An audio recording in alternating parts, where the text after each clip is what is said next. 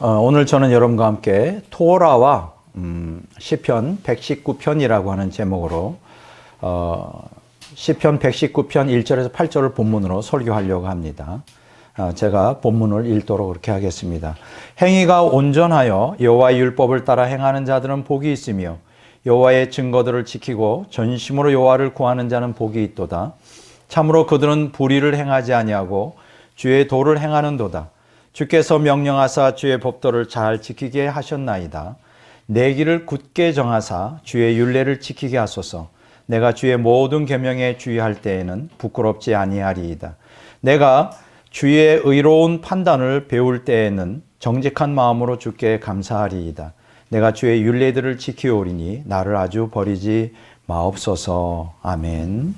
자, 오늘 제가 토라와 시편 119편, 이제 이 토라를 주제로 하는 4번에 걸친 설교의 오늘 마지막 시간이 되겠습니다. 혹시 기억이 나십니까? 첫 시간이 언약과 토라, 두 번째는 옛 언약과 새 언약, 세 번째는 토라와 생명, 오늘 이제 마지막으로 토라와 시편 119편, 이렇게 이제 하나의 그 1년의 설교를 하게 되었는데요.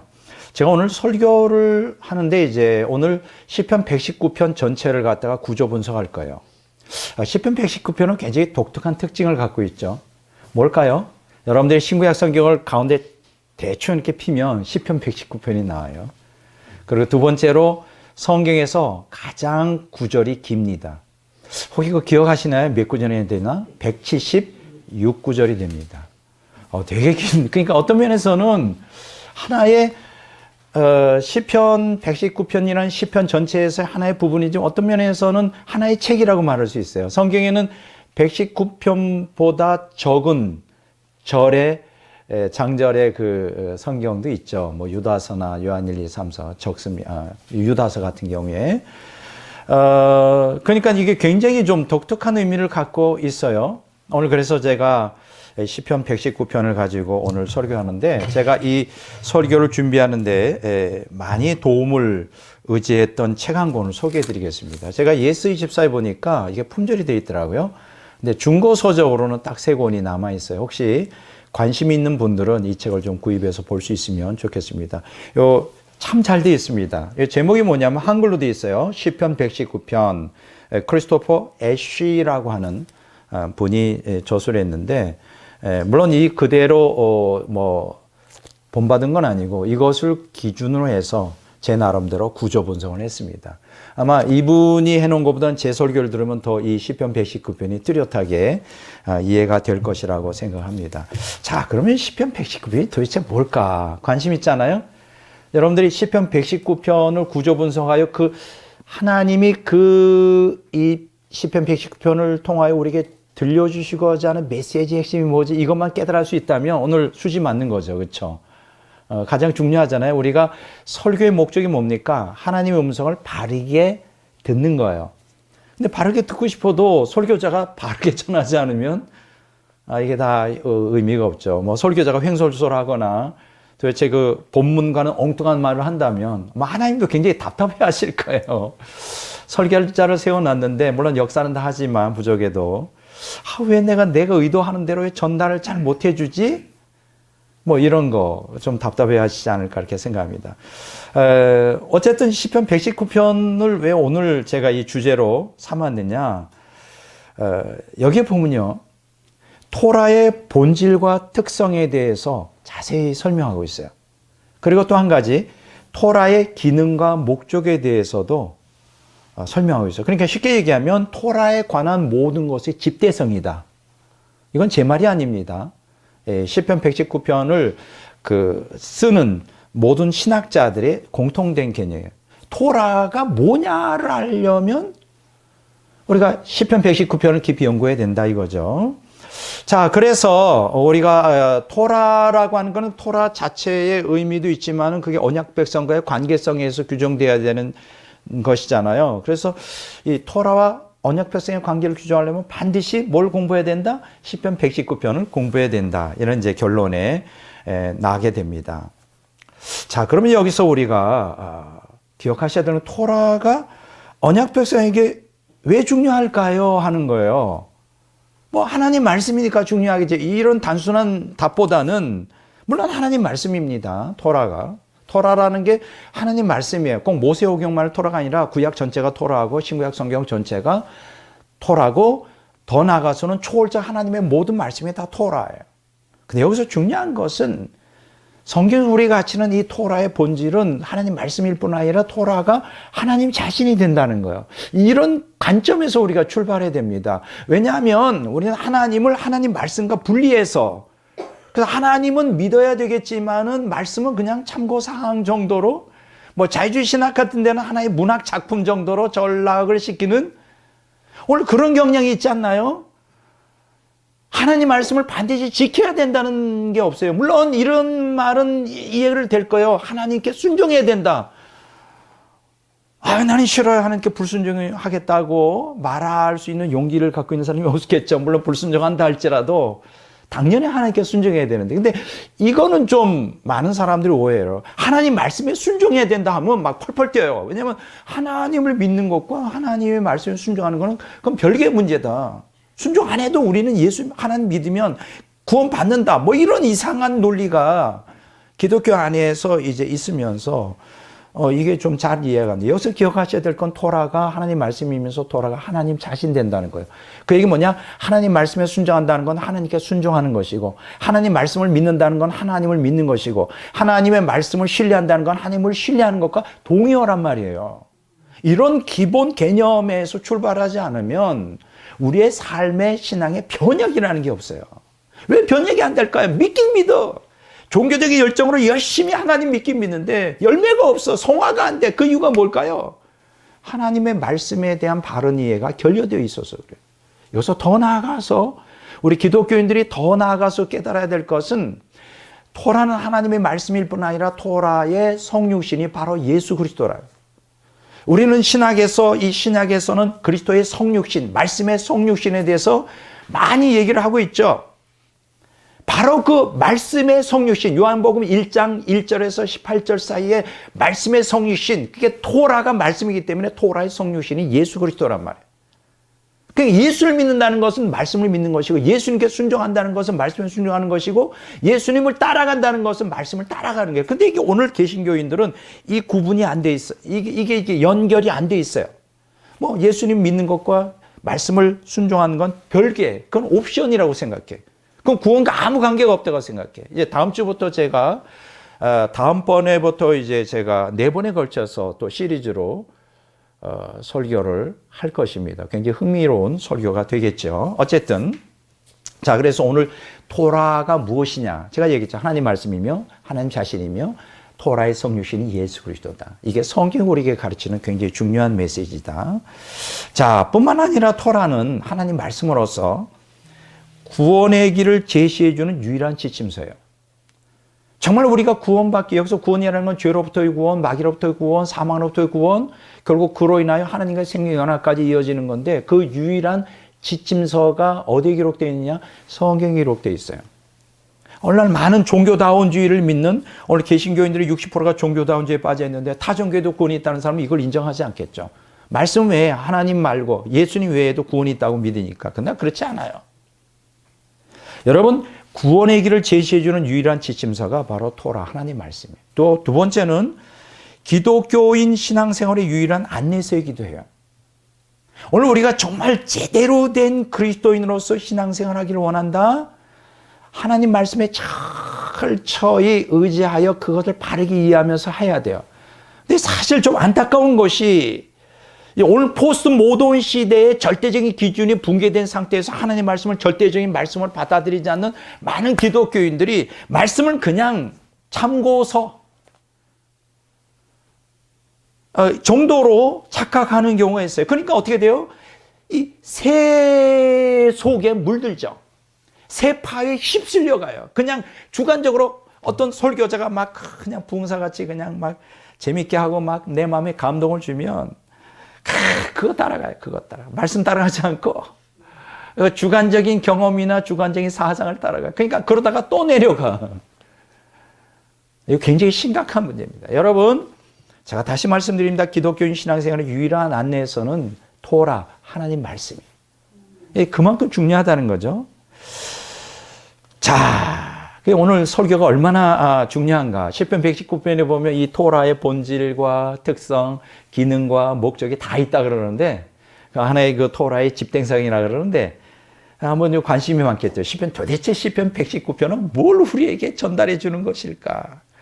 저도 관심이 많아요. 자, 그런데 이런 그 특성을 지닌 하나님의 말씀이 이 토라에 대하여 2000년 기독교 역사를 연구해 보면 너무나 큰 오해가 있었다. 두 가지를 말씀드리려고 합니다. 첫째 뭐냐? 원래 그 토라라고 하는 건 히브리 언어잖아요. 이 토라라고 하는 것이 히브리 언어로서 히브리적 사고와 언어의 틀 속에서 그것이 하나님 중심적으로 이해되어야 되는데, 이게 이제 문화가 변형되면 바뀌면서, 그러니까 헬라 문화로 들어오면서 헬라의 언어로 바뀌면서 헬라적 사고와 언어의 틀 속에서 번역되는 과정 중 생명의 토라는 계율적 율법의 개념으로 변질되고 말았어요. 저는 이게 그러니까 언어의 장벽을 이렇게 뚫지 못한 거예요. 그 헤브라이즘에서 헬레니즘으로 언어라는 걸 통하여 번역되고 또 문화가 전환되는 과정에서 이게 변질되고 말았어요. 저는 이게 너무나 안타까워요. 그러니까 사실은 우리는 오늘 개신교인들은, 오늘 기독교인들은 사실은 헤브라이즘이라고 하는 그 틀, 사고와 언어의 틀에서 벗어나서 사실 2000 기독교 역사는 헬레니즘적인 사고와 틀의 산물 아닙니까? 그러다 보니까 성경을 잘못 오해하고 있는 거예요. 토라에 대해서 잘못 오해하는 거예요. 토라를 생명의 토라라고 가르치고 있는데 계율적 율법으로 이렇게 변질시키고 말았어요. 이게 참 너무나 안타깝습니다. 또 두 번째 문제가 있는데, 우리 개신교 하면 이제 개신교의 아버지가 루터나 칼빈 아니에요. 근데 참 안타까운 것은 루터나 칼빈이 이 종교개혁자들이 이 만이교와 신플라톤주의에 아주 흠뻑 젖어 있는 아우구스티누스의 신학 사상을 그대로 답습하고 있다는 거예요. 나는 이건 너무나 치명적이라고 생각해요. 그러다 보니까 이 복음과 율법을 이들이 분리를 해요. 사실 복음과 율법은 하나이고 동전의 양면과 같은데 이걸 분리하여 해석하다 보니까 토라의 개념이 어떻게 돼요? 왜곡이 되고 마는 것입니다.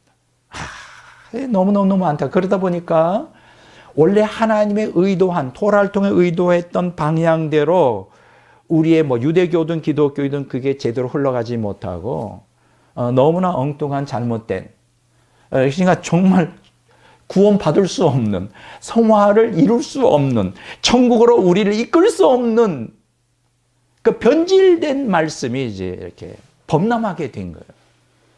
근데 사람이 그래요. 글쎄, 난 여자가 아니라 잘못했는데 여자들이 나쁜 남자를 좋아해. 난 모르겠어요. 그 심리가. 좋은 선한 남자를 좋아하는데 폭력적이거나 이런, 이게 굉장히 멋있나 봐. 야쿠자? 깡패 두목하면 내가 그 사람하고 결혼하면 나를 보호해줄 수 있을 것 같은 착각. 이상해요. 인간은요, 인류 사상사를 보면 이렇게 생명의 길을 인도하는 그 말씀보다는 아주 이상한, 나를 미혹하는, 아주 나에게 뭔가 신비스러운 마음을 주는 그 이상한 그 사교적인, 이교주의적인 그런 사상을 더 좋아하더라고요. 그런데 많이 끌려요. 이 사상사를 보면. 오늘날 제가 분명히 말씀드리지만 종말의 끝을 살고 있습니다. 그렇죠. 그래서 종말의 끝의 특징이 뭔지 알아요? 우리를 배교시키기 위하여 미혹의 영이 아주 범람하고 있어요. 미혹의 영이. 자, 이런 가운데서 오늘 기독교인들이 살아가야 되는데, 자, 이럴 때에서 우리에게 절실히 필요한 게 뭘까요? 딱 한 가지예요. 우리가 의지할 수 있는 거는. 잘 들으세요. 우리는 토라밖에 우리의 기준이 없어요. 그러니까 세태는 바뀌고 세상 풍조는 그 시대마다 특징은 있겠지만 달라진다 할지라도 우리가 신앙이 흔들림 없이 우리가 이 땅에서 신앙을 잘 지키고 이 땅에서 하나님이 주시는 그러한 복을 누리고 하나님과 동행하다가 무사히 천국에 들어가려면 딱 한 가지가 있어요. 뭐예요? 우리의 삶의 지침서, 신앙의 지침서인 토라를 붙들어야 돼요. 네, 그렇죠? 저는 그렇게 생각해요. 난 여러분들이 오늘 기독교인들 보면 이렇게 이 시류에 자꾸만 영향을 받아. 그 시대 당시의 사상이나 풍조에 자꾸만 영향을 받아서 그것을 따라 기독교를 자꾸만 해석하려고 그러고 내 신앙을 거기에 맞추려고 그러고 그렇게 해요. 그 유행이라는 게 여러분 유행 따라가지 마세요. 이 신앙도 유행 따라가면 안 돼. 기독교도 보면 그 운동들 보면 신앙도 보면 유행을 따라가요. 어떤 때는 막 그냥 열린 예배라 그래서 막 비냐드 운동, 알파 코스. 너 그 목사님들은 또 그 유행에 민감해. 또 미국에 가서 그냥 세미나 듣고 몇 주 듣고 와서 또 한국에 퍼뜨리는 날. 근데 그게 10년을 못 가. 10년 지나면 또 다른 운동이 또 일어나. 막 그거 안 하면 큰일 나는 줄 알아. 내적 치유에 대해서 또 막 완전 미쳐 돌아갔던 때가 있어. 지금은 또 무슨 시대가 영적 또 영성운동 영성운동 말 안 하면 또 목사가 뒤쳐져. 여러분 이런 때도 있었어요. 다미성교회를 전원해서 1985년 88년 때 막 그때부터 이제 종말로 운동이 나는데 그때는 휴거에 대해서 얘기하면 이 목사는 완전히 신앙 없는 사람이에요. 원하든 원치 않든 그냥 종말에 대해서 자꾸 얘기를 설교해야 돼. 안 하면 교인들이 아주 야 우리 목사 신령하지가 않아. 어휴 휴가 안 되려나 봐. 이 교회에 있다가는 나도 휴가 못하겠다. 다른 교회 가야 되겠다. 그러니까 이제 목사들이 또 막 휴거 또 종말론. 근데 그게 이제 다미성교회 1992년도에 그게 불발되면서 또 휴거 종말론 얘기만 또 이단이야 또. 다 들어갔어 10년 후에. 아니 하나님의 말씀이 이랬다 저랬다 시류를 따라 그건 아니에요. 변함이 없어요. 나는 여러분들이 이 초탈적인 신앙을 가져야 된다고 나는 생각해요. 물론 현세의 그 풍조나 현세의 흐름을 무시할 수는 없지만 너무 기독교인들이 현세의 시류에 집착하고 그것을 따라가다 보면 우리가 이정표를 잃어버리고 말이에요. 우리는 하나님의 말씀을 기준으로 해서 그게 제일 안전해요. 하나님 말씀을 기준으로 우리가 신앙생활해야 돼요. 그래서 여러분들이 성경적 신앙관과 구원의 정립의 필수적인 요소인 뭐를 발견해야 돼요? 저는 이렇게 생각해요. 토라의 재발견이 절실하다. 자, 중요합니다. 무슨 재발견이요? 토라의 재발견. 왜 토라의 재발견이 필요할까요? 토라에 대해서 너무나 오해하고 너무나 잘못 생각하는 게 그래서 재발견, rediscovery of Torah. 토라를 재발견해야 된다. 그럼 우리가 재발견하기 위해서 오늘 저는 시편 119편을 구조 분석을 좀 해보려고 그래요. 도대체 시편 119편에서는 토라에 대해서 뭐라고 흥미롭지 않아요? 알고 싶은 거지. 나 관심 없어요. 나 관심 없고 잘 먹고 건강한 게 최고예요. 뭐 이렇게 사람 어떻게 내가 할 수 없죠. 나 비즈니스맨도 아니고 내가 요리사도 아니고 제가 할 수 있는 오직 유일한 건 하나님 말씀을 바르게 해서 전달해 주는 건데 그거는 여러분들에게 맡기는 것이고. 자, 시편 119편에 대하여 여러분 독일어 성경에 보면 이렇게 그 119편을 평가해 놨어요. 하나님의 말씀에 대한 기독교인의 황금 입문서다. 잘 표현했죠? 자, 독일어 성경에 보면 거기에 이렇게 부제를 달아놨는데 하나님의 말씀에 대한 기독교인의 황금 입문서라. 그러니까 우리가 하나님의 말씀이 뭐냐? 기독교인은 그걸 알기로 한다면 토라인 시편 119편, 토라의 그 집대성인 시편 119편을 연구하라. 그거죠. 제가 시편 119편 읽는데요. 읽을 때마다 은혜 같아요. 근데 거기 뭐예요? 토라에 대한 절절한 사랑과 열망과 갈망과 기쁨과 즐거움이 그 안에 있어요. 우리도 이 시편 기자처럼 우리도 그런 마음을 갖는다면 얼마나 이 신앙생활이 즐거울까? 난 이렇게 생각을 해봐요. 근데 이제 많은 학자들마다 다 다른데 시편 119편은 저자가 누군지를 몰라요. 어떤 사람은 다윗이다, 어떤 사람은 있는데 나는 잘 모르겠습니다. 저자 미상이에요. 그건 중요하지 않죠. 근데 토라가 시편 119편은 하나님 말씀이 주제고, 그건 제가 말씀드렸죠. 하나님 계시의 집대성인 성경 전체의 축약판이. 그러니까 성경이 어떤 책인지, 성경이 토라잖아요. 어떤 책인지 알려면 시편 119편을 연구해 보면 된다. 예.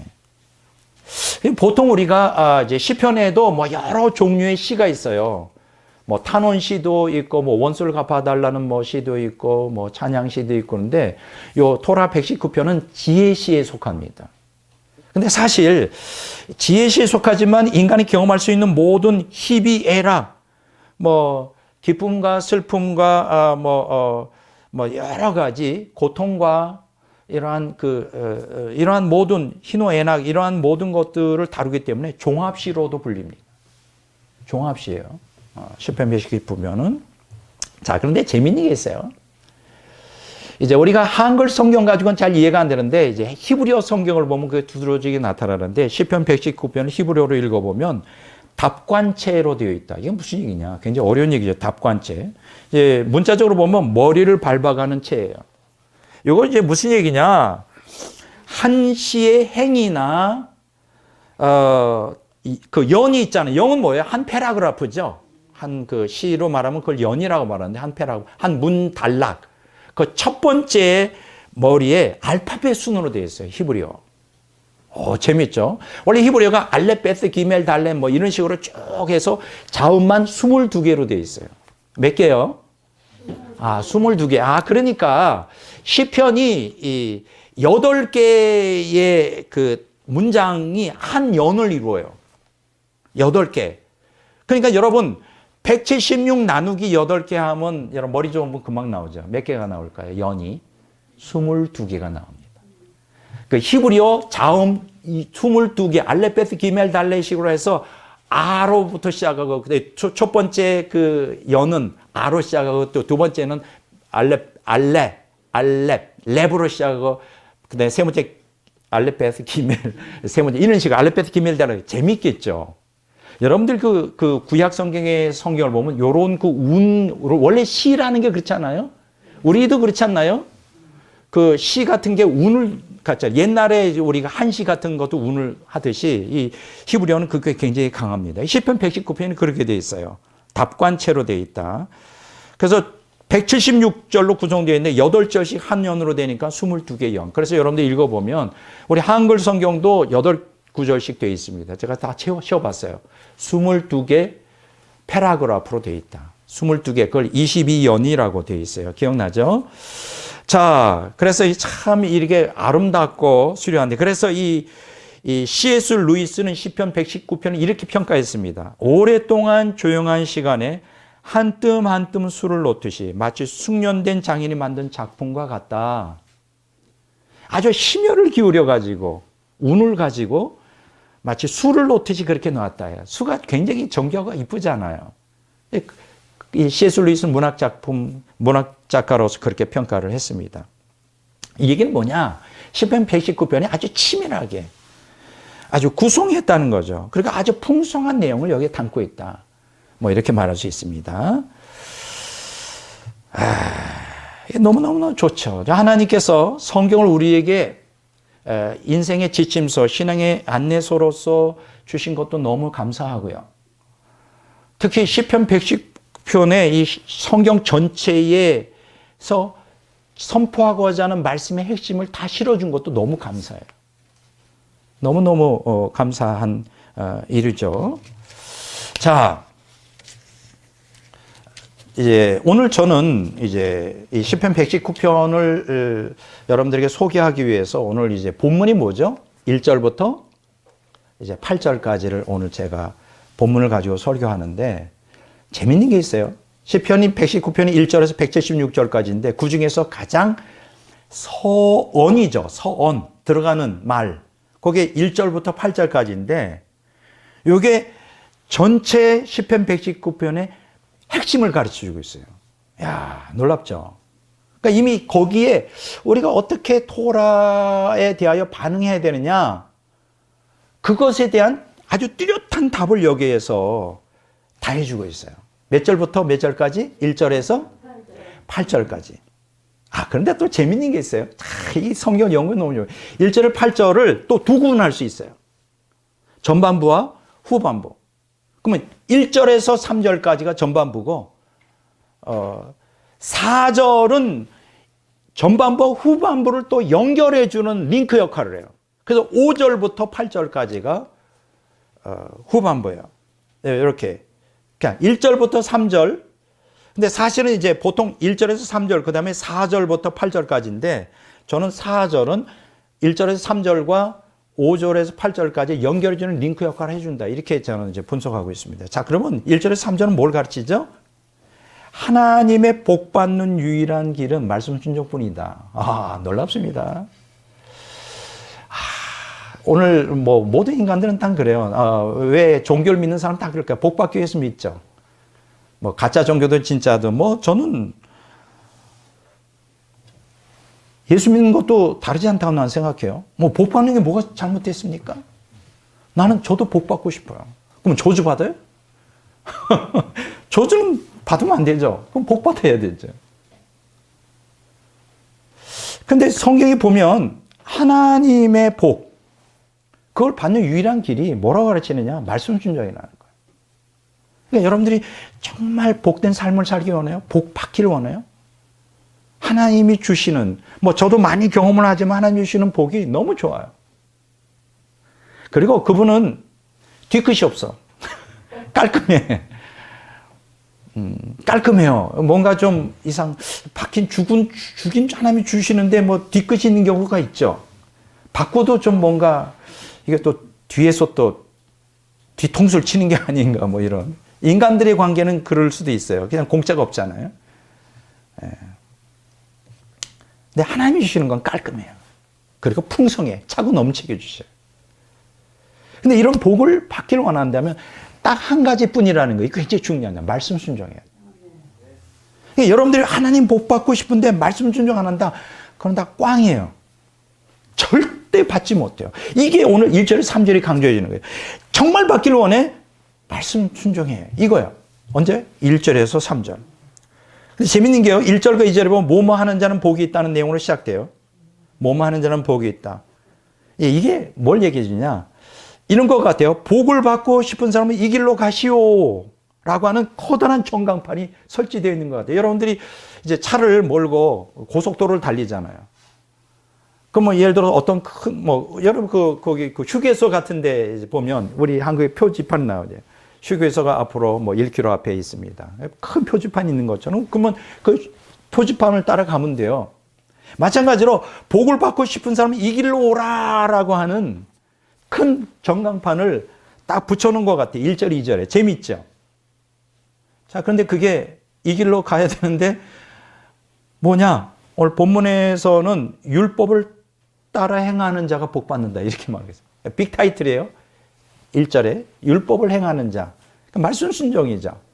율법을 듣거나 그냥 귀로만 듣거나 아무 소용이 없어요. 행해야 돼. 듣고 마음에 품고 그걸 행해야 돼. 근데 율법을 행한다는 거는 여기 2절, 3절에 보면 세 가지를 표현해 주겠어요. 첫째는 여호와의 증거를 지키는 자. 두 번째는 전심으로 여호와를 구하는 자. 세 번째는 불의를 행하지 않는 자. 와. 일단 여호와의 증거를 지켜야 돼요. 하나님 말씀에 순종해야 돼요. 근데 그냥 행동으로 순종하는 게 아니라 전심으로 하나님을 구하면서 하나님 중심적으로 살려고 발버둥 치면서 그렇게 해야 돼요. 세 번째는 뭐냐? 그 결과가 뭡니까? 불의를 행하면 안 되죠. 내가 하나님 뜻대로 산다면서 말씀 순종한다면서 막 이웃에게 사기치고 거짓말하고 악을 행하고 한다면 이건 잘못되는 것이죠. 윤리적인 의를 행해야 돼. 불의를 행하지 않아요. 세 가지예요. 여호와를 증거를 지키는 자. 두 번째 간절하 전심으로 여호와를 구하는 자. 세 번째 불의를 행하는 자. 그래서 여기 보면 행하다, 지키다, 구하다라는 단어가 반복적으로 등장하고 있어요. 행동으로 보여야 돼요. 이게 무슨 뜻이냐? 이 믿음이라는 것이 머리에 화석화된 신념이 아니라는 거예요.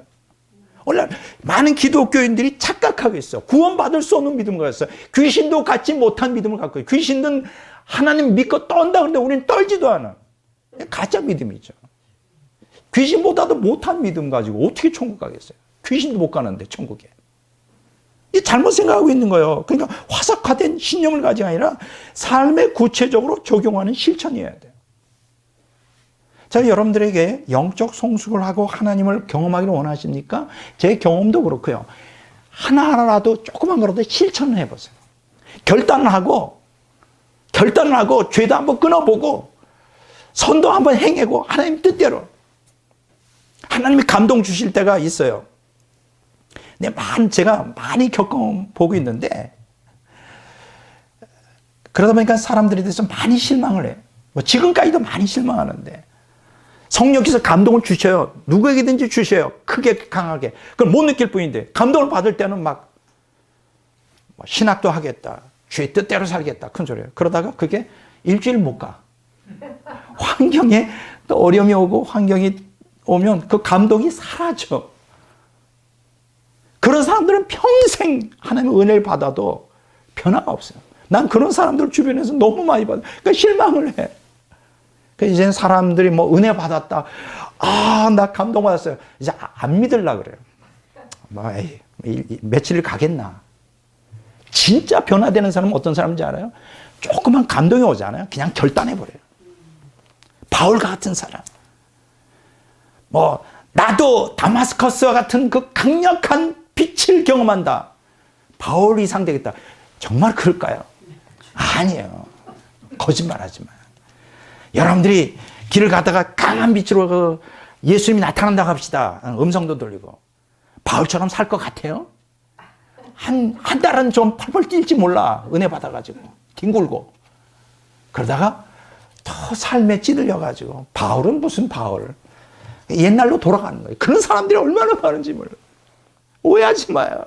바울이 위대한 거는 바로 그 은혜를 받았을 때 곧바로 그냥 자기를 헌신하는 거예요. 바울이 질문한 게 두 가지예요. 당신은 누굽니까? 그러니까 나는 내가 핍박하는 예수다 그러니까 두 번째 한 게 뭐냐? 그럼 내가 무엇을 해야 됩니까? 사명이 곧바로 나오잖아. 우리 이렇게 말해요. 당신이 누굽니까? 넌 예수다. 그래요. 그러면 교회는 나가 드리죠. 사명이 어디 있어? 이게 바울과 우리의 차이. 그래서 바울이 위대한. 난 여러분들이 지금 무슨 지금 감동이 중요한 게 아니라 감동에 응답하는 신앙이 중요하다. 나는 주변에 너무 감동 많은 사람들이 많아. 근데 그게 며칠 못 가. 근데 여기에 아주 중요한 게 있어요. 잘 들으세요. 지금 얘기하는 게 굉장히 중요해요. 여기 보면 아까 제가 얘기했잖아요. 율법을 따르는 자, 여호와의 증거를 지키는 자, 전심으로 여호와를 구하는 자, 불의를 행하지 않는 자. 근데 여기 보면 본문에 보면 정말 어떤 사람이 보냐 온전하여 전심으로라는 표현이 여기 있어요.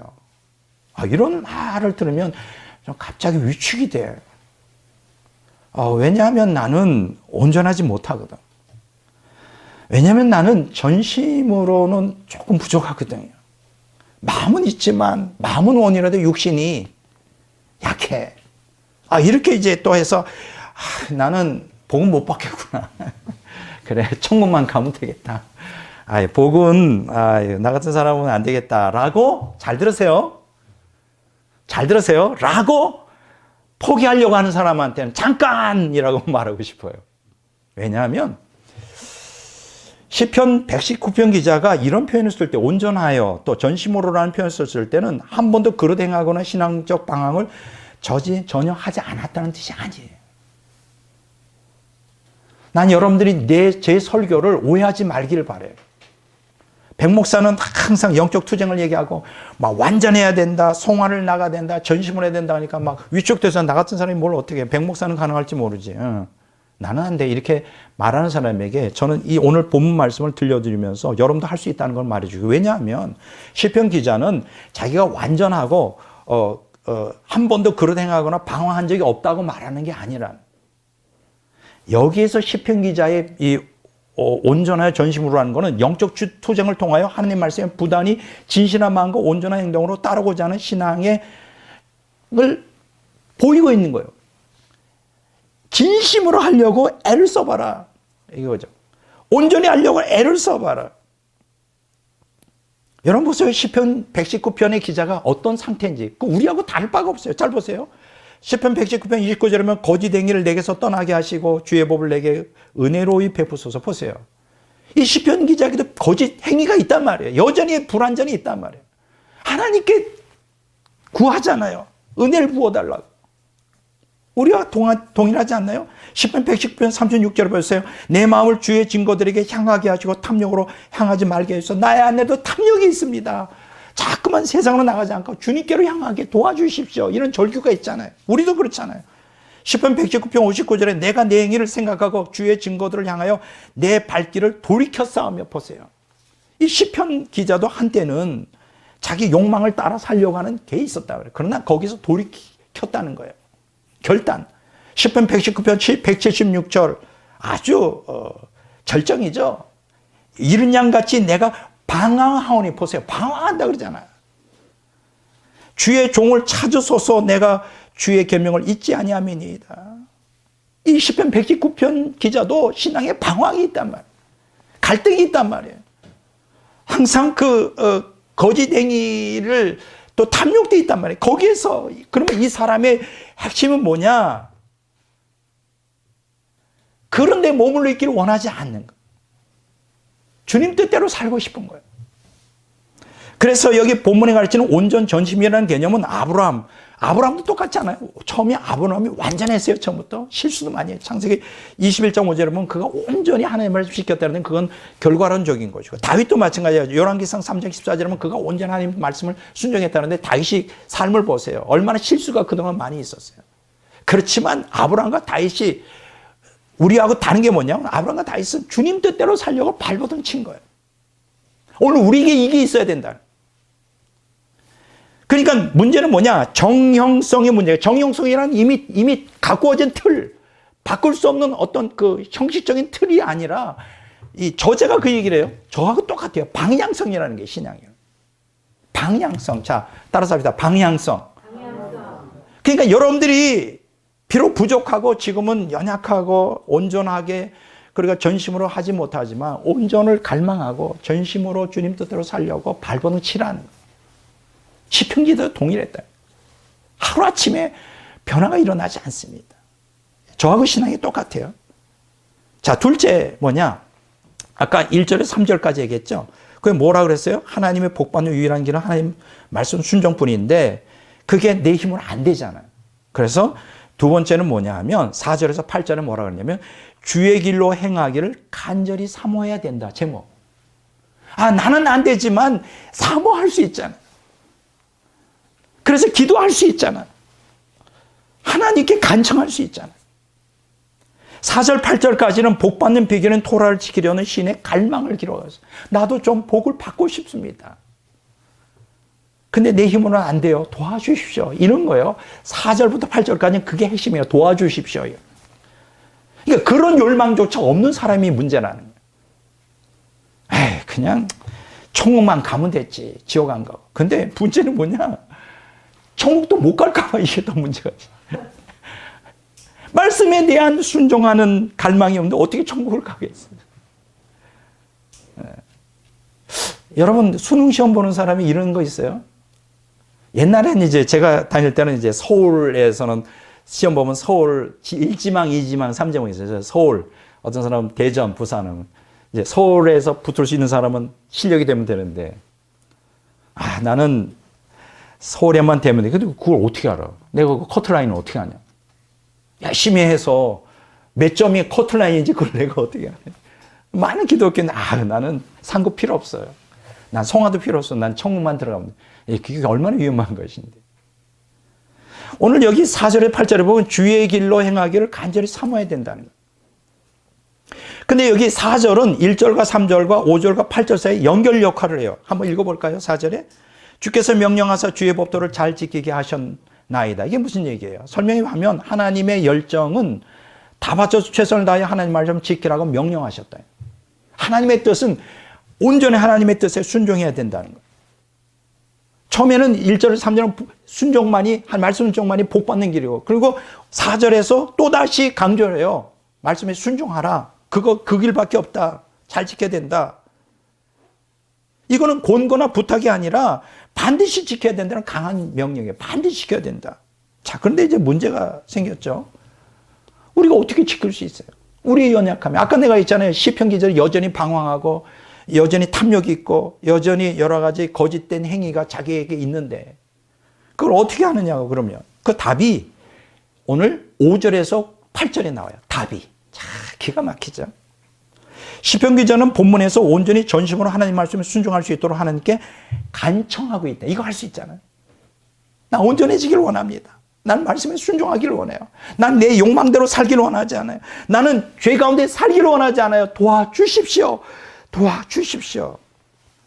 그게 시편 119편 기자의 신앙이에요. 우리도 그거 할 수 있잖아요. 한번 볼까요? 시편 119편 5절 내 길을 굳게 정하사 죄의 율례를 지키게 하소서. 보세요. 지키게 도와달라는 거예요. 토라의 말씀을 내 힘으로는 지킬 수 없으니까 하나님 말씀을 따라 흔들림 없이 말씀에 순종하여 살아가도록 도와달라는 거예요. 누구한테? 하나님께. 예. 5절에서 말씀 순종하도록 하나님의 은혜를 구하는 기도를 하고 있는 것입니다.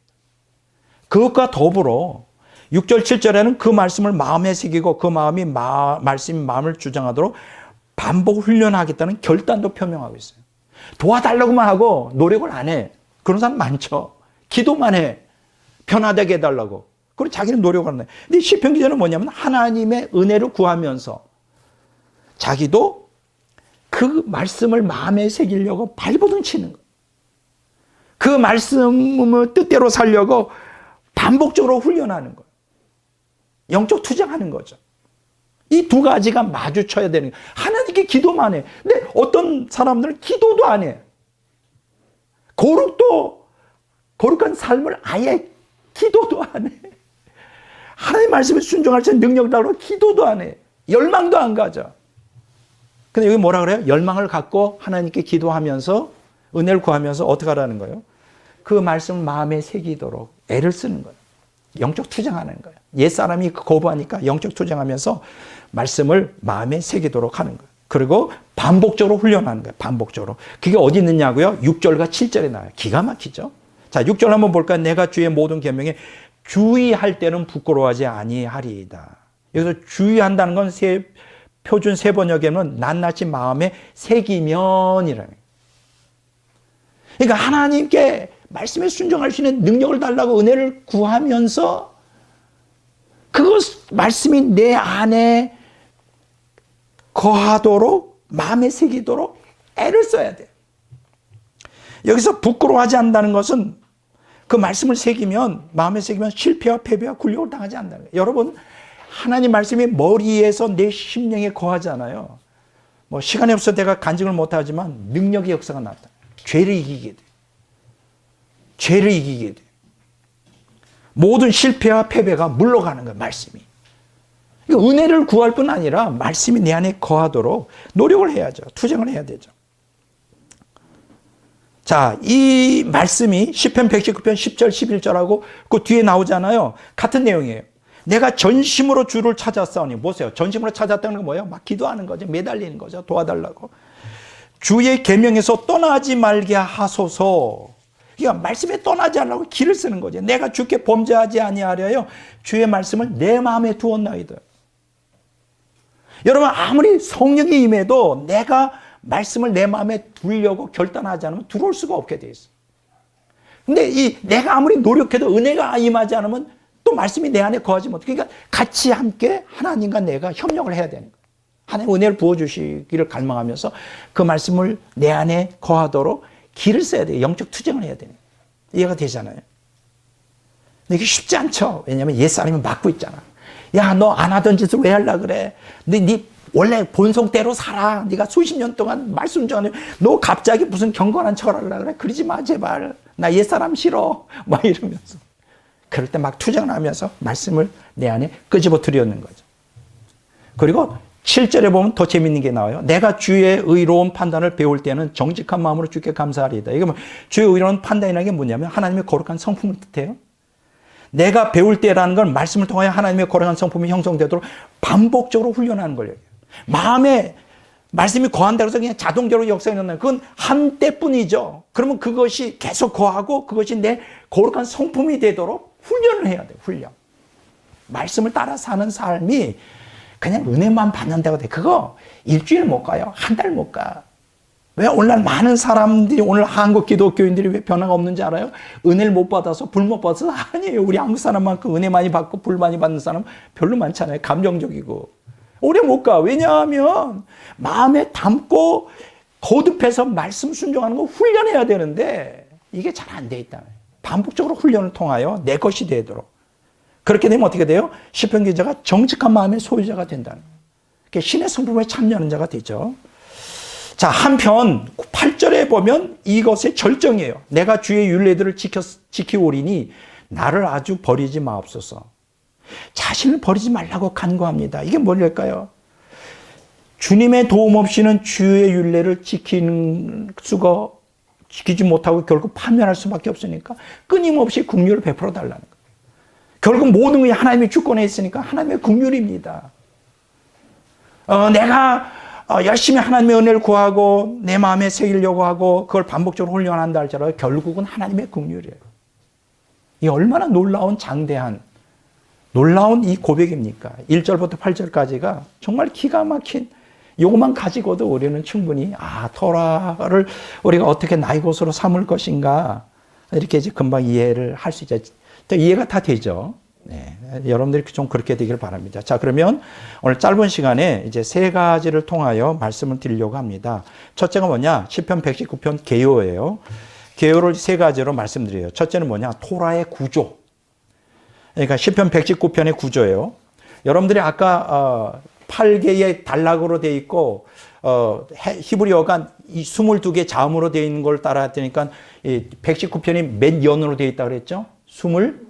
22개의 연으로 되어 있어요. 근데 그 딱 가운데가 전반과 후반으로 나눠요. 1년부터 11년까지가 한 단락이고요. 12년부터 22년까지가 또 한 단락이에요. 너무나 재미있죠. 희한해. 어떻게 이렇게 아주 구조를 만들어 놨는지 몰라요. 1년부터 11년까지의 핵심의 구조는 뭐냐? 1절부터 3절까지.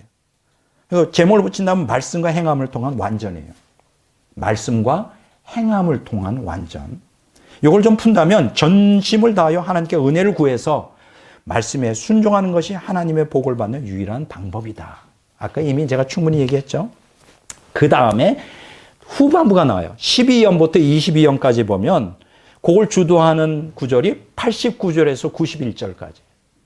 82절 1절에 89절에 91절. 이거 보면 제목을 붙인다면 말씀과 통치에 대한 확신이에요. 말씀과 통치에 대한 확신. 무슨 내용이냐?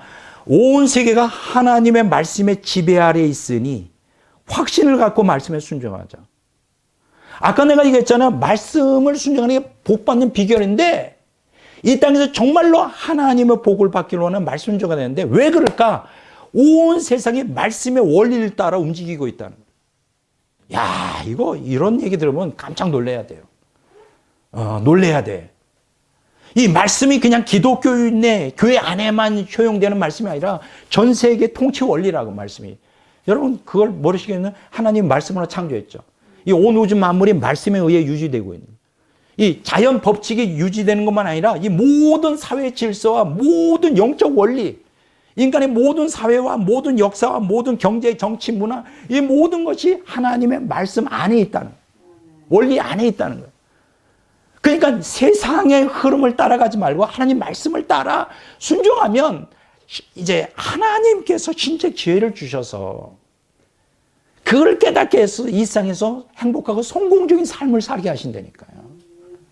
내가 좀 바보스럽고 공부 좀 못하고 어리석어도 그거 그렇게 중요하지 않습니다. 내가 가만 보니까 노숙자들 중에 명문대 나온 사람들도 꽤 되더라고요. 한 번은 이대를 나온 여자는 노숙자야. 근데 그냥 영어도 줄줄이 하고 영문 신문을 읽고 있어. 근데 노숙자야. 왜 그 사람은 그렇게 살 수밖에 없을까요? 그가 똑똑하지 못해서 그가 한때는 외교부에서 근무했대요. 외무부. 얼마나 똑똑했으며. 근데 노숙자야. 그러다가 나왔어요. 유튜브에. 그러다가 돌아가셨어요. 그냥 노숙자로 살다가. 왜 그러면 그렇게 실패할 수밖에 없을까요? 하나님 말씀에 순종하지 않으니까. 그가 정말 예수님 믿고 말씀을 따라서는 그렇게 하나님을 만들었겠어요? 우리의 이 땅에서의 성공과 행복은 우리에게 달려있지 않아요. 하나님의 말씀을 순종하느냐 안 순종하느냐에 달려있는 거예요. 또 한 가지 재밌는 게요. 시편 119편에 보면 하나님의 주권과 인간의 의지가 조화를 이루어요. 지금 제가 아까 얘기했잖아요. 같이 좋아하려 이러는데 재밌는 게 있어요. 이 저자가 뭐라 그러냐면 두 가지로 구분해요. 위로부터 임하는 하나님의 말씀. 야, 두 번째, 아래 위로 올라가는 하나님 말씀. 그러니까 위에서 아래로 내려오는 하나님 말씀이 있고 아래에서 위로 올라가는 하나님 말씀이 있어요. 이 저자가. 그럼 위로부터 임하는 하나님 말씀은 뭐냐? 우리는 보통 계시라 그래요. 그럼 아래에서 위로 올라가는 하나님 말씀은 뭐냐? 믿음이라 그래요. 그러니까 하나님이 우리에게 계시를 주신 걸 따라 믿음으로 응답해야 되는 거죠. 이 두 가지가 이 시편 119편인데 재밌어요. 자, 첫 번째 뭐냐? 위로부터 임하는 하나님 말씀은 뭐냐? 토라를 열어 깨닫게 하소서. 하나님이 열어주지 않으면 우리가 죽었다 깨어나도 이해할 수가 없는 거죠. 토라를 열어 깨닫게 해주소서. 그게 9번이나 나와요. 제가 시간이 없어서 다 일일이 얘기하지만 9번 나와요. 두 번째, 토라를 내게 가르쳐 주소서. 가르쳐 주소서. 이게 10번이 나와요. 그러니까 위로부터 와야죠. 하나님 토라를 열어주소서. 그래서 깨닫게 해주소서. 가르쳐 주십시오. 이런 열망이 있어야 되는 거예요. 그럼 우리는 거기에 대해서 어떻게 위로 올라가는 하나님 말씀 뭐냐? 믿음으로 했는데 두 가지 해야 되죠. 토라를 지키겠나이다. 그러면 토라를 지키겠나이다. 여기 21번이 언급되어 있어요. 시편 119편에. 두 번째로 토라를 떠나지 않겠나이다. 9번이나 언급되어 있어요. 모르겠어요. 많은 기독교인들이 토라를 열어달라고 기도하는 것 같지가 않아요. 토라를 내게 가르쳐달라고. 왜냐하면 가르쳐주면 내 뜻대로 살 수가 없으니까. 아예 그냥 교회만 다녔지 이 말씀은 듣기 싫은 거야. 그러면 아무것도 안 되죠. 열어달라고 하면 거기는 뭐 어떻게 돼요? 토라를 내가 지키겠습니다. 토라를 떠나지 않겠습니다. 얼마나 아름답습니까? 이게 하나님의 주권과 인간의 의지가 같이 작용하는 거예요. 자, 두 번째 토라의 명칭에 대해서 얘기하겠습니다. 7개가 나와요. 시편 119편에 보면. 저는 이 히브리어에 따라서 한 거예요. 첫째, 토라라고 합니다. 그걸 어떻게 번역합니까? 율법으로 번역되어 있죠. 25번 나와요. 야, 많이 나오죠? 이 율법 토라를 뭐라고 얘기합니까? 언약법이라고 그러죠. 이 언약법은 하나님의 뜻을 언약 백성에게 알려주는 하나님 말씀이에요. 이게 토라의 본질이에요. 야, 그러니까 우리를 위한 책이에요. 이 토라가. 두 번째는 뭐냐? 다바르라고 있어요. 다바르. 말씀으로 되어 있어요. 여기 23번이나 나와요. 시편 119편에 히브리어에. 이게 뭐냐? 하나님이 자신의 뜻을 언약 백성에게 계시한 진리예요. 와, 우리에게 계시했을 때 우리를 위한 계시의 진리예요. 세 번째, 미츠바라고 되어 있어요. 22번이나 언급되어 있어요. 계명으로 번역되어 있어요. 계명. 이게 무슨 뜻이냐? 하나님의 권위로 언약 백성이 반드시 지켜야 되는 하나님의 명령이에요. 하나님의 권위로서 명령하는 거예요. 넌 지켜야 돼. 어길 겁니까? 어기면 안 되죠. 네 번째는 뭐냐? 호크라고 돼 있어요. 여기에 21번이나 언급되어 있어요. 율례로 번역되어 있습니다. 주로. 이거 뭐냐? 마음에 철저히 새겨 반드시 이행해야 되는 하나님의 규범이에요. 마음에 새겨야 되는 거예요. 머리로만 있는 거 아니에요. 마음에 새겨야 돼요. 자, 다섯 번째 이무라라고 되어 있어요. 아까 그 다바르라고 하는 것도 말씀으로 번역되고 이무라도 말씀으로 번역되는데 11절 한 번 언급되어 있어요. 요거는 뭐냐? 이무라라는 건 말씀 뭐냐? 내 마음속에 생생하게 들려오는 하나님 음성이에요. 와, 놀랍죠? 여러분 하나님 음성을 들어본 적 있어요? 마음의 말씀이 거하면 음성이 들립니다. 필요할 때마다. 뭐 시간 없어서 제가 이 간증을 다 못하지만 여섯 번째는 뭐냐? 미쉬파트라고 되어 있습니다. 이게 23번이나 119편에 언급되어 있어요. 규례로 주로 언급되어 있어요. 우리 한글 성경에는 이게 조금씩 다를 수 있어요. 번역이. 지금 제가 히브리어를 얘기하는 거예요. 미쉬파트 23번인데 규례라고 해요. 이건 뭐냐? 하나님의 거룩한 성품을 본받게 하는 하나님 말씀이에요. 와, 놀랍잖아요. 끝으로 피큐투라는 게 있어요. 법도로 번역되어 있어요. 21번이나 이제 시편 119편 넘기는 이거 뭐냐? 인간 심령 안에서 하나님의 생명을 풍성하게 자라게 하신다. 하나님의 말씀. 자라게 하는 하나님의 말씀. 야, 대단합니다. 이거 다시 한번 정리해 볼게요. 토라 율법은 뭐냐? 언약법이에요. 하나님의 뜻을 언약 백성에 들려온 하나님 말씀이고 다바르 말씀. 이것은 우리 하나님이 자신의 뜻을 언약 백성에게 계시한 진리고 미츠바 계명은 요거는 하나님의 권위로서 언약 백성이 반드시 지켜야 되는 하나님 명령이고 호크 율례 요거는 마음에 새겨야 되는 하나님 말씀이고 이무라 말씀 요거는 그 마음에 새긴 하나님 말씀을 통하여 생생하게 하나님의 음성으로 들려지는 말씀이에요.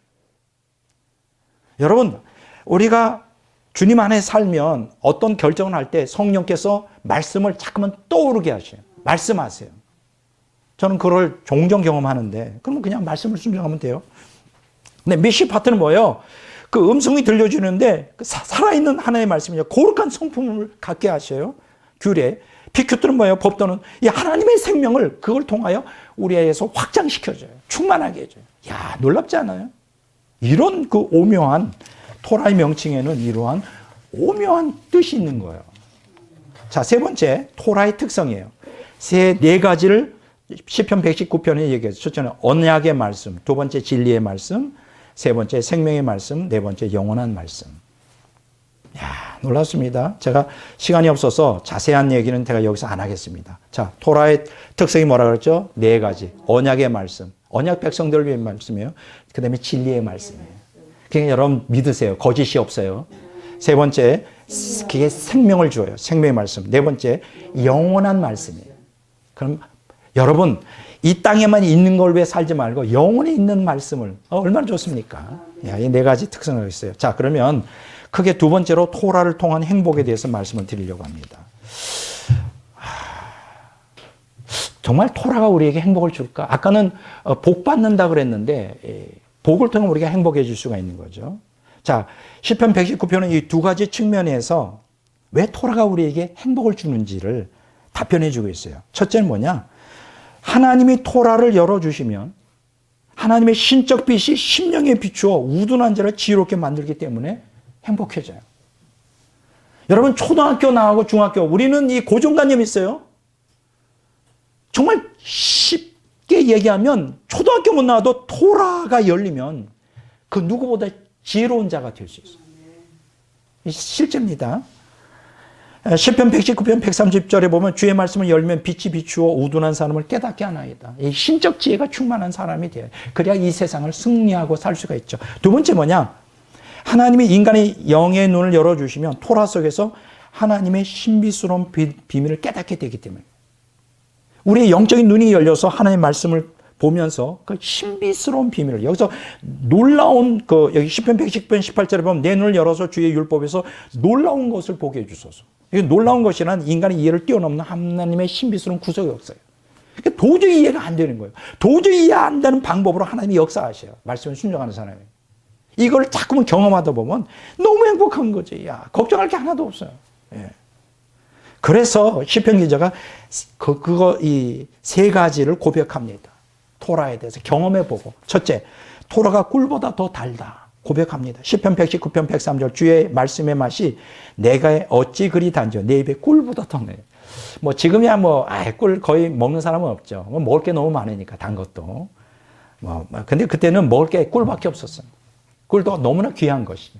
그래서 가나안 땅을 뭐라고 했습니까? 젖과 꿀이 흐르는 땅이라. 이게 무슨 얘기예요? 부요를 얘기하는, 만족을 느끼는 거예요. 인간의 육적인 만족을 채워주는 거예요. 근데 여기 보면, 토라가 꿀보다 달다는 비고급이잖아요. 근데 사실 원어에 보면 감탄문이 최상급으로 반영하고 있어요. 그게 뭐냐? 토라는 꿀과 비교할 수 없을 정도로 최고로 내게 만족을 준다. 여러분 인생에 불만스럽습니까? 이것 때문에 불만스러워져. 그러면 토라를 사랑해 보세요. 토라를 한번 깊이 심취해 보세요. 여러분들 꿀보다 더 단 신비스러운 경험을 하게 될 거예요. 자, 두 번째. 여기 좋은 건 다 나와 있는데 토라를 재물보다 더 즐거워한다. 사람 돈 좋아하잖아요. 근데 이때 여기 재물보다 시편 119편 14절에 보면 내가 모든 재물을 즐거워함 같이 주의 증거들의 도를 즐거워하였나이다. 이게 이제 오해하기 쉬워요. 재물을 즐거워하는 만큼 내가 토라를 즐거워한다. 그런 뜻이 아니에요. 본문의 함축어는 좀 더 부각하면 모든 재물을 즐거워하는 그 이상으로 토라를 즐거워한다. 이렇게 번역해야 돼요. 그러니까 본문의 이런 표현은 하나님 말씀이 이 땅에서 인간이 누릴 수 있는 부요와 비교할 수 없을 정도로 영혼을 부요하게 한다. 부요하게. 영혼을 부요하게 한다. 아까 첫 번째는 뭐예요? 꿀보다 달다고 했죠? 충족시킨다는 거죠. 만족하게 한다. 두 번째는 부요하게. 영혼이 부요해요.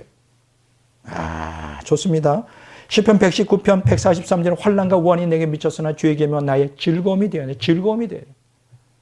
환경이 어려워도요. 토라에 심취되어 있으면 그게 너무나 기뻐요. 다 경험해 봤어요, 제가.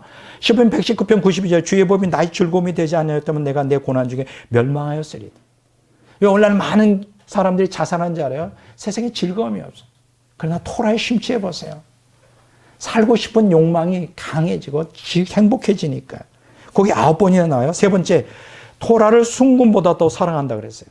순금보다 더. 시편 110편 120절. 그러므로 내가 주의 계명들을 금곧 순금보다 더 사랑하나이다. 이 금이라는 거는요, 동서고금을 막론하고 가장 값진 거예요.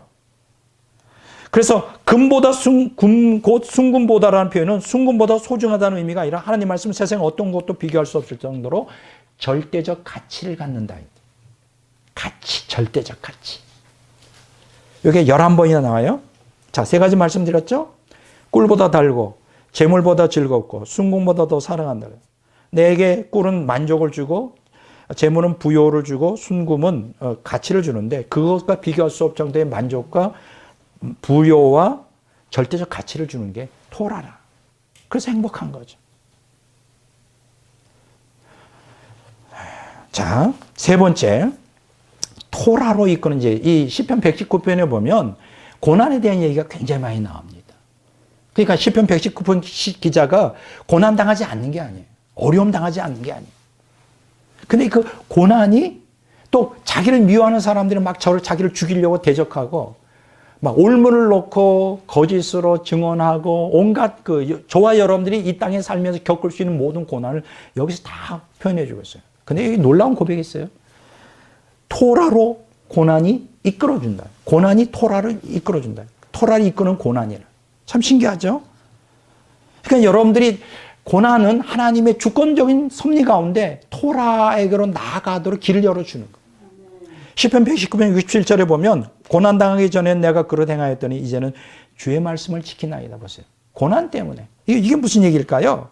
여기 고난이라는 것은 여기 언급된 고난은 극심한 정신적, 육체적 고통이에요. 수치스러운 치욕까지 포함되는 거예요. 그러니까 이것들은 고난당하기 전은 모든 세상 것이 내게는 더 커 보이고 귀하게 보이고 나를 만족시킬 것 같았지만 고난을 통하여 세상의 모든 망상이 벗겨지고 나니까 하나님의 말씀의 귀한 가치를 이제 마침내 알게 되었다는 거죠. 그런 사람들 많습니다. 이 세상에서 성공하고 잘 나갈 때는 하나님이 어디 있어? 말씀이 어디 있어?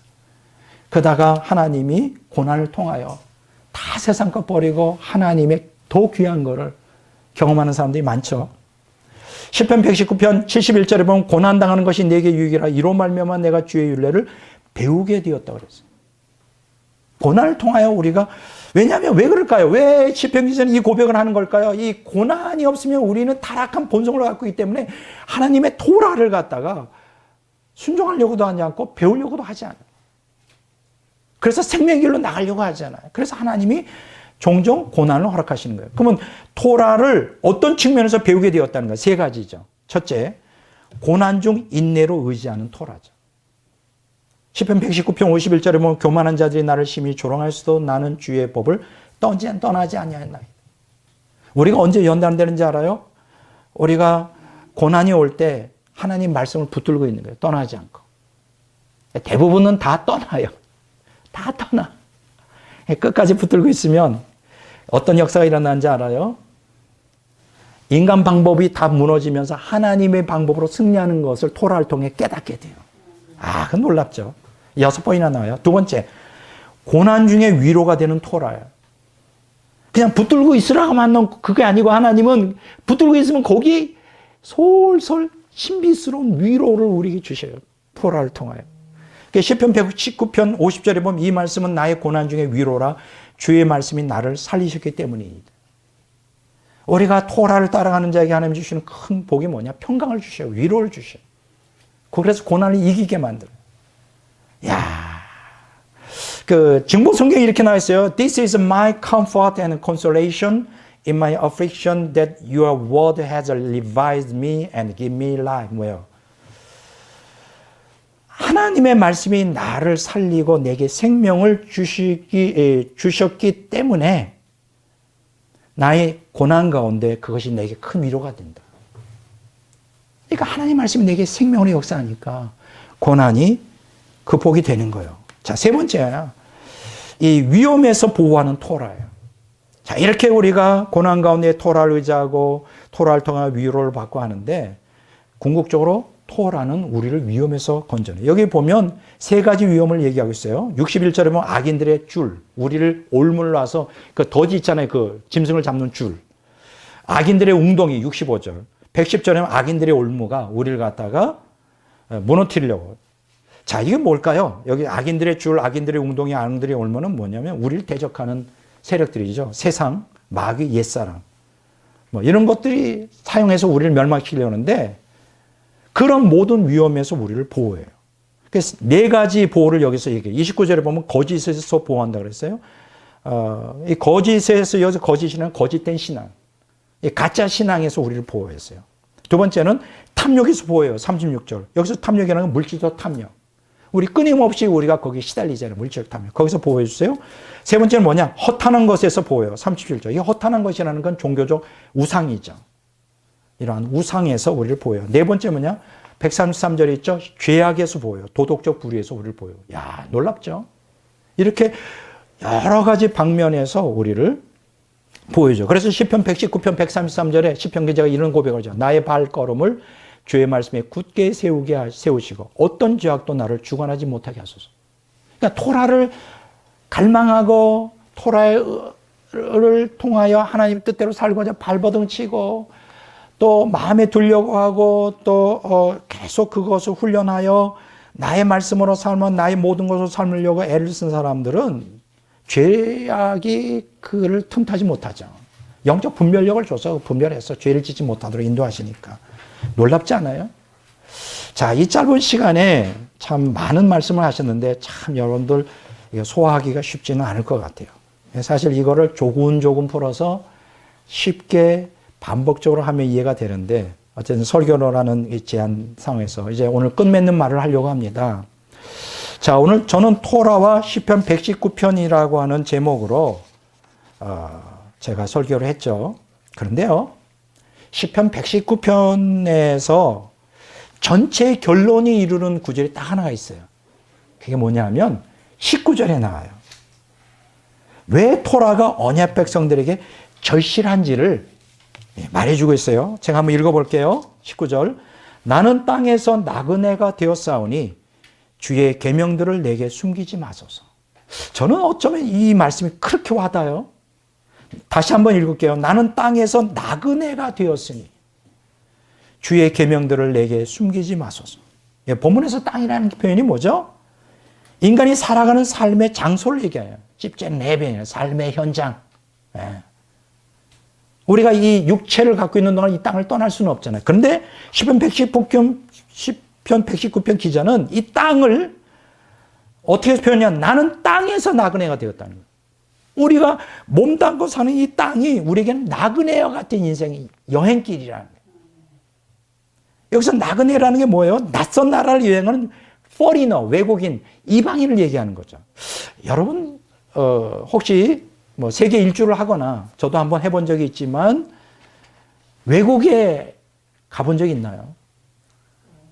그럼 외국에 가면 그냥 갑니까? 뭐 약도도 가지고 뭐 아는 지인 보고 나오라고도 하고. 왜냐면 전혀 낯선 곳에 간다는 건 굉장히 위험한 거예요. 그게 뭐가 있는지 모르잖아요. 그렇죠? 마치 우리가 이 땅에 살아가는 거는 외국인이 낯선 나라에 여행하는 것과 같아요. 그러면 이 나그네에게, 여행객에게 가장 절실한 게 뭘까요? 길에 방황하거나 위험을 당하지 않도록 자기를 안내해주고 보호해줄 사람이 필요하겠죠. 그렇지 않나요? 여러분, 그 여행 가이드에 보면 그런 경고를 많이 해요. 그 여자들이 그 요새는 이제 유튜브 많이 발달하니까 막 아무 데나 가. 그냥 막 아프리카에도 가고 막 필리핀, 뭐 동남아시아, 중동 굉장히 위험한 거예요.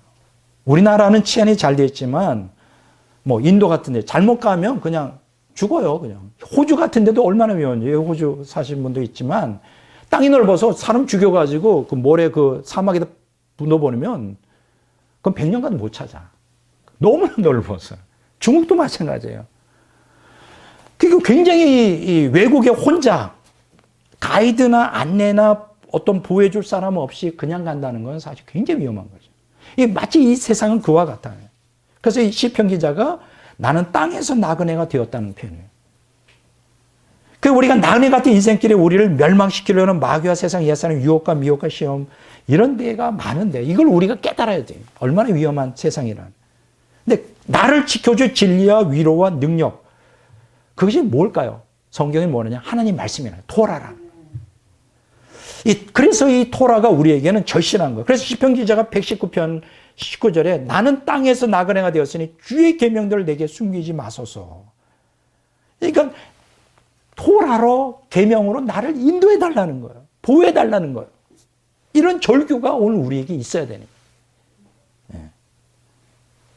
이렇듯 본향 천국에 무사히 들어가기 위해 나그네 인생길에 하나님 말씀의 인도가 절실한 거죠. 그래서 시편 119편 105절에 이런 말씀 있죠.